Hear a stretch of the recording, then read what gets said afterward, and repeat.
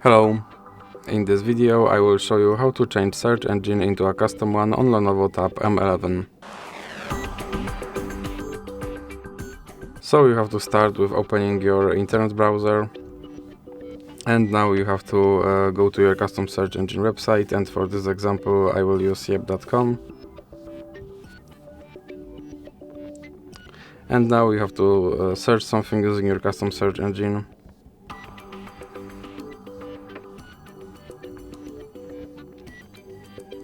And now you can click here and then go to settings, and now you can click on search engine, and in recently visited you should have now yep.com option, so you can select that and then you can click back, and as you can see my search engine is set to yep.